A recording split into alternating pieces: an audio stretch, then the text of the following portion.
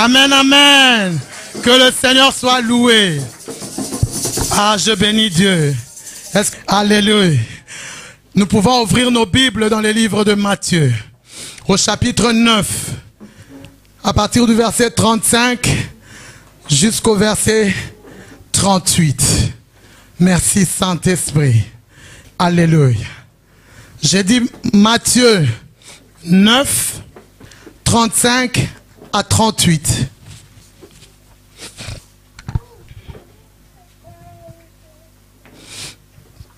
Alléluia. Est-ce que tout le monde a trouvé? Nous pouvons encore une dernière fois nous lever dans la présence de Dieu pour pouvoir honorer la parole de Dieu. Alléluia. Nous voulons honorer la parole de Dieu. J'ai dit Matthieu 9, 35 à 38. Alléluia. Je lis au nom de Jésus.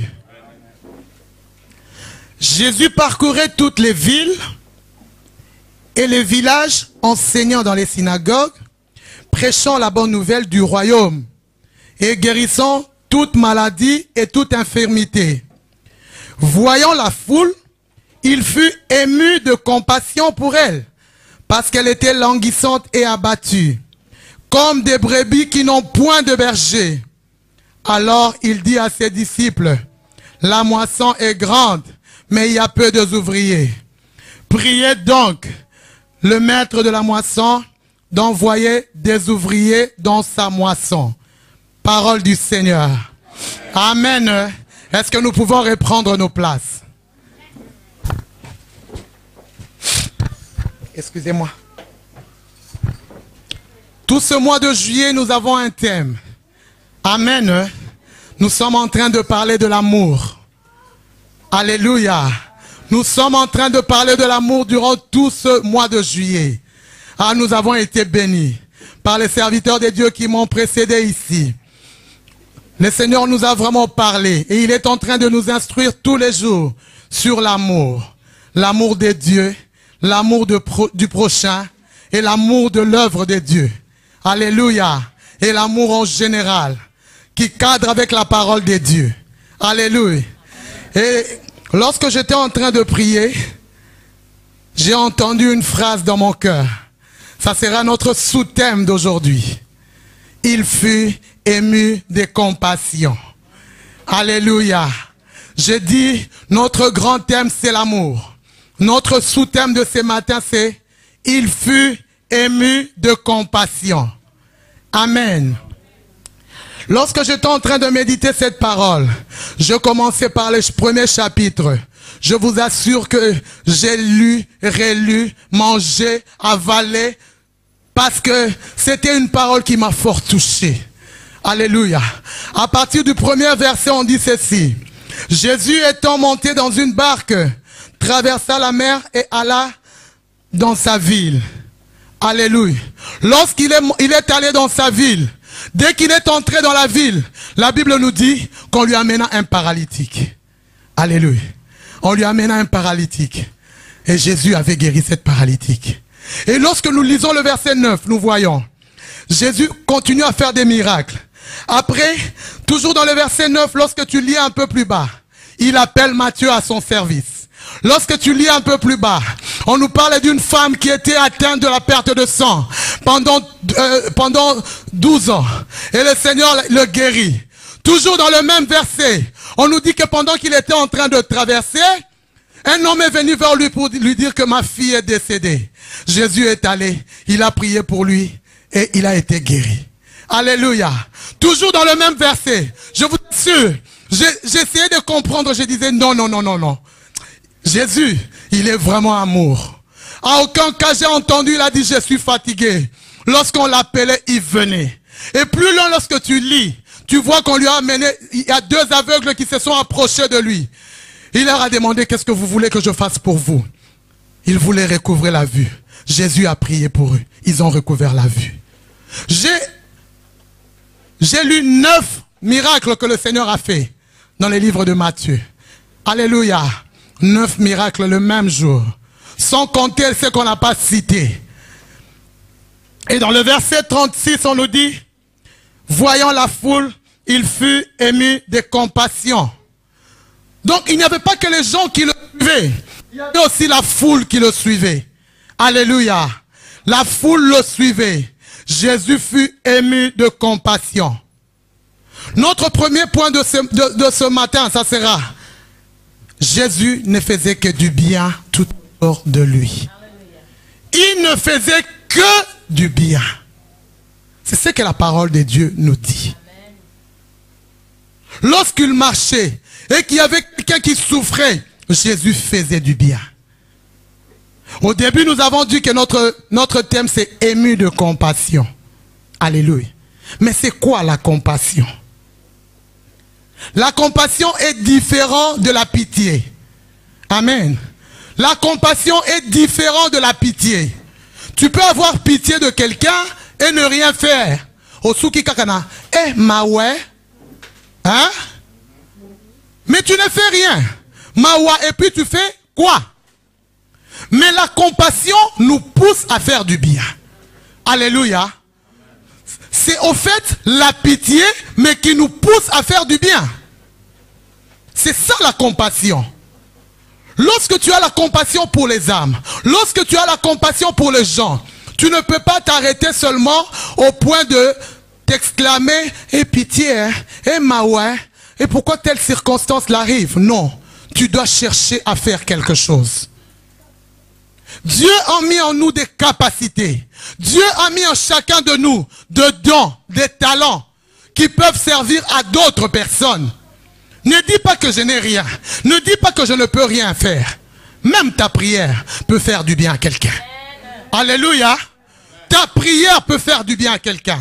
Si tu n'es pas capable de donner quelque chose du point de vue matériel, du point de vue financier, mais ta prière peut apporter quelque chose. Parce que lorsque nous regardons avant le verset 35 et 36, Jésus ne faisait que prier pour les gens qu'on lui a amenés, pour les malades qu'on lui a amenés. La fois passée, nous avons dit, tel il est, tel nous. Non. Tel il est, tel nous.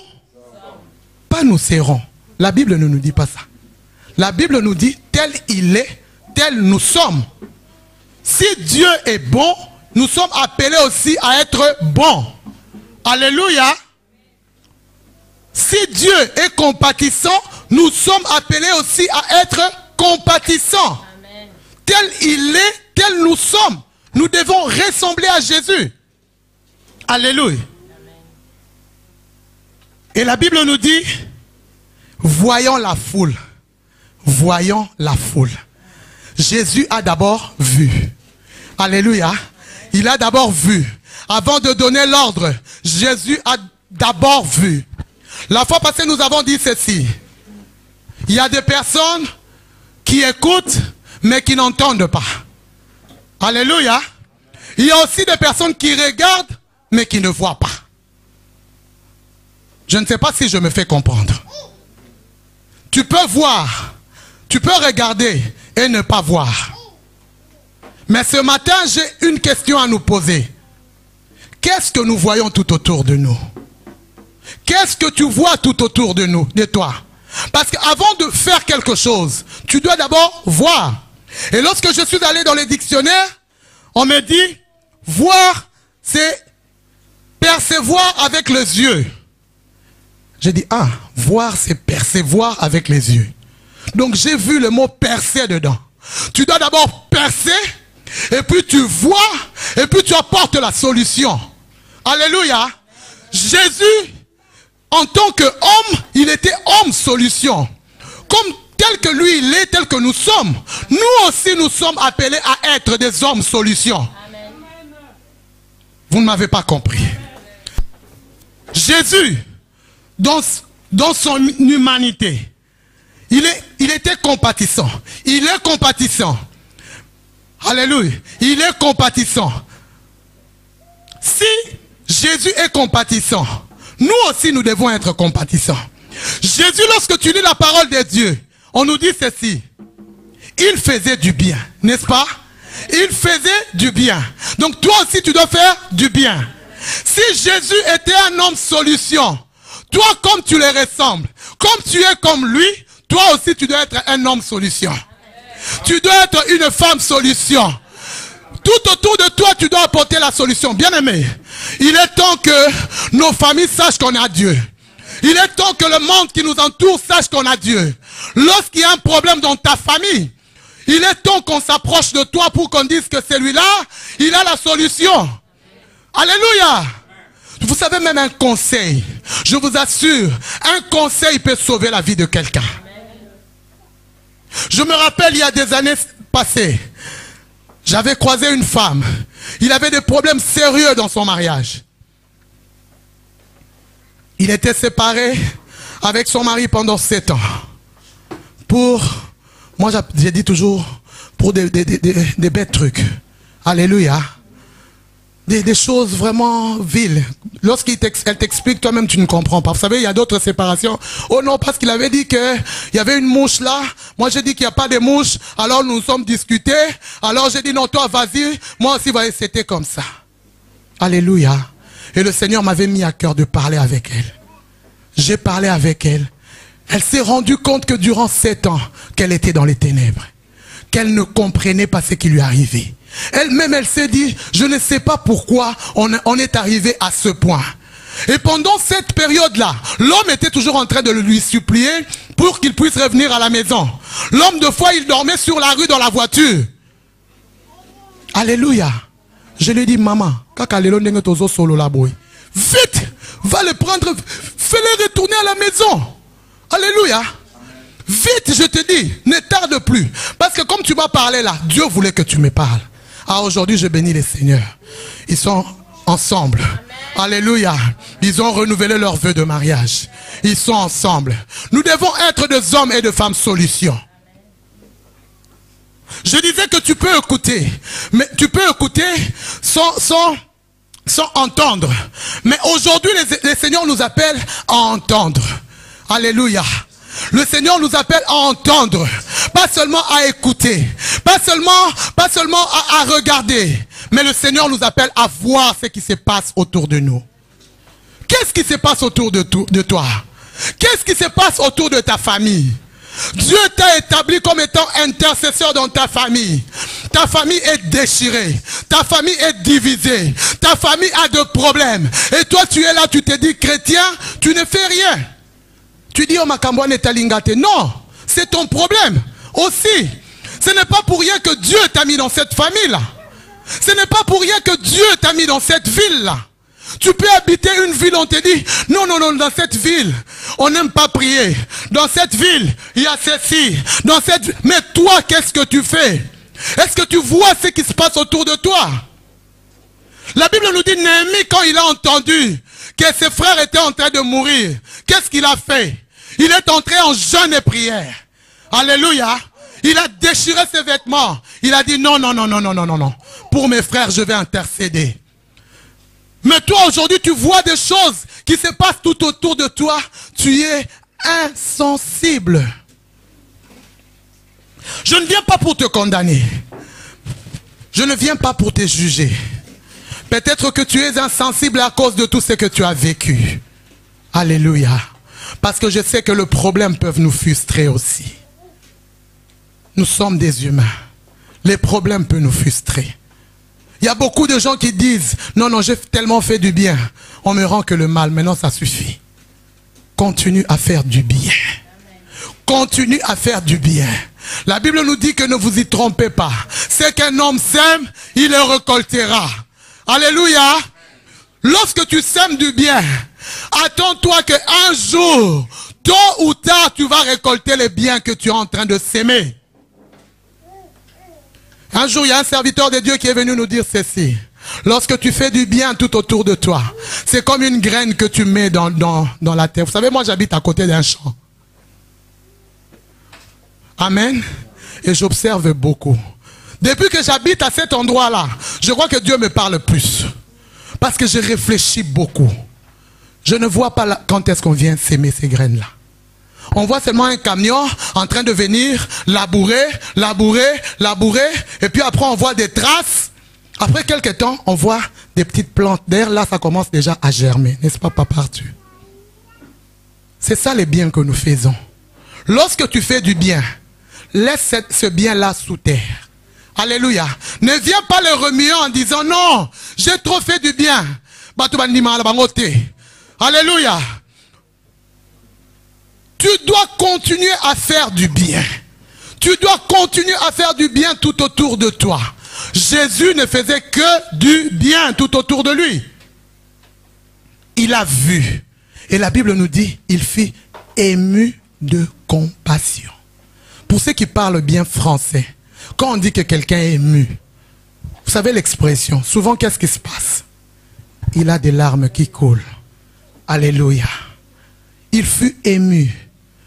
Les larmes ont coulé de ses yeux lorsqu'il a vu la foule. La foule était languissante.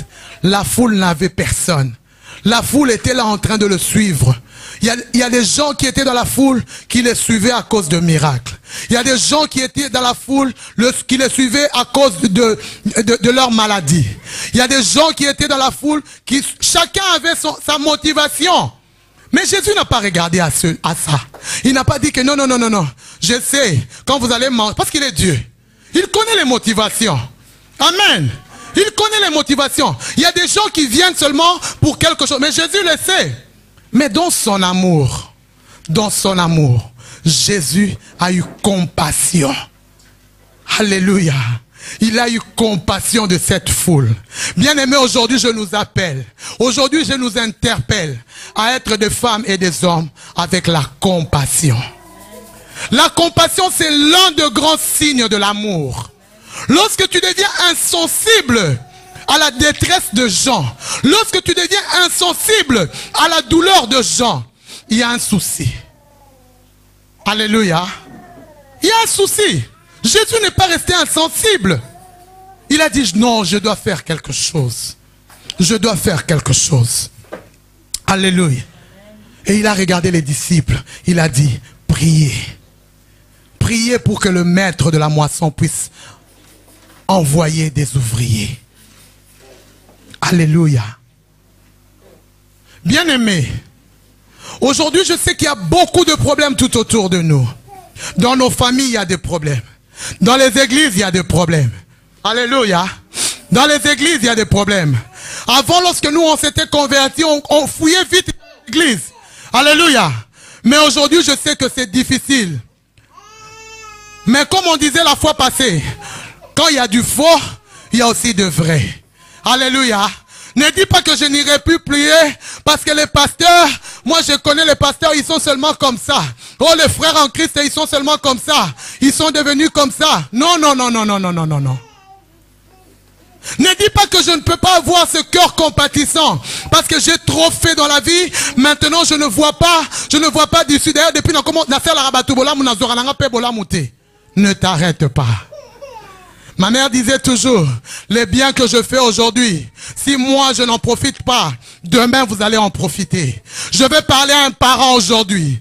Je vais parler à un parent aujourd'hui. Ne fût-ce qu'à cause des enfants que Dieu t'a donnés. Fais du bien. Alléluia. Fais du bien tout autour de toi. Ne t'arrête pas. Que la déception ne t'arrête pas. Que le personne ne puisse pas t'arrêter à faire du bien. Et de l'amour envers les gens. Lorsque tu cesses d'être compatissant, sache que tu cesses aussi d'aimer.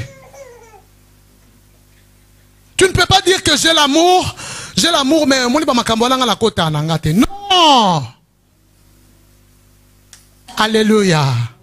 Le Seigneur nous dit ceci, ne pensez plus aux événements passés. Parce que Dieu veut faire quelque chose de nouveau. Amen. Ce qui est passé est passé. Alléluia.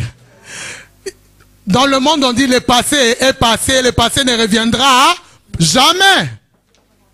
Mort et enterré. Vis ton présent. Vis aujourd'hui. Parce que même demain ne t'appartient pas.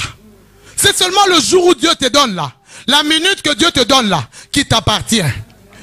Alléluia. Voilà pourquoi je vais te dire ceci. S'il y a possibilité de faire du bien à quelqu'un, fais-le. Soka gondima est allié. Sopa ondimate est allié. Mais moi, je continue à faire du bien. Amen. Ayons ce cœur que Jésus avait. Ayons le cœur de Jésus. Jésus ne pouvait pas rester insensible. Lorsqu'il est passé, il a entendu Bartimée crier, « Fils de David, aie pitié de moi! Fils de David, aie pitié de moi! » Est-ce que Jésus était resté insensible? Il s'est arrêté. Lisez la Bible. De la Genèse à l'Apocalypse, on nous parle de l'amour de Dieu. La création, c'est un signe de l'amour de Dieu. Alléluia. Même ta naissance, peu importe de la manière dont elle est venue. Alléluia. Peu importe la famille d'où tu viens. Même ta naissance, c'est un signe de l'amour de Dieu. Ta croissance est un signe de l'amour de Dieu. Le souffle de vie que tu as aujourd'hui, c'est un signe de l'amour de Dieu. Mais pourquoi est-ce que nous n'allons pas répandre l'amour tout autour de nous? Pourquoi avons-nous cessé à être compatissants envers les gens? Aujourd'hui, je vous dis ceci. Même si on t'a fait du mal, pardonne et avance. Alléluia. Pardonne et avance. Et lorsque tu pardonnes, ne sois pas de ceux qui rappellent les péchés. Alléluia. Il y a des gens qui pardonnent, qui disent na limbici. Mais tu sais, en 2001, elle m'avait fait ceci. Un jour, nous sommes partis avec papa visiter un couple. Et lorsque nous sommes arrivés là-bas, ils nous ont appelés d'urgence parce qu'ils avaient un problème. Excusez-moi, même si les enfants, je dois en parler. Parce que demain aussi, ils vont être des parents. Amen. Hein? Ils nous ont appelés parce qu'il y avait un problème. Et lorsque nous sommes arrivés là, papa a dit, mais quel est le problème que vous avez? Le mari a commencé. Vous savez, en 2000, c'était vers les années 2013 comme ça, je me rappelle, si je me rappelle, 2012 ou 2011. Le mari a commencé. Pasteur, en 2001, cette femme m'avait fait ceci. En juillet, toujours en 2001 là, son oncle, il m'avait fait ceci. Toujours en 2001. Donc là, nous sommes en 2011. Hein? Lui, il a déjà commencé en 2001. Et nous, on était calmes en train de l'écouter. Je vous assure, il a fait les répertoires de tous les mal que sa femme et la famille de sa femme lui a fait pendant 10 ans. Sans citer le problème qu'ils avaient ces jours-là. Alléluia. Il a commencé à dire, en 2005, un jour je lui avais demandé à manger, il m'a répondu comme ça. Elle m'a répondu comme ça. Et en 2007, et puis on avait fait presque 1 heure en train d'entendre ce qu'il disait, parce qu'on voulait qu'il puisse déverser son cœur. Et puis papa lui dit, ne soyez pas distrait. Papa lui dit, mais maintenant, les vrais problèmes, c'est quoi? Alléluia! Quel est le vrai problème? Et il n'avait rien à dire. C'était tout, comme je dis, toujours des petits problèmes. Mais son problème, c'était...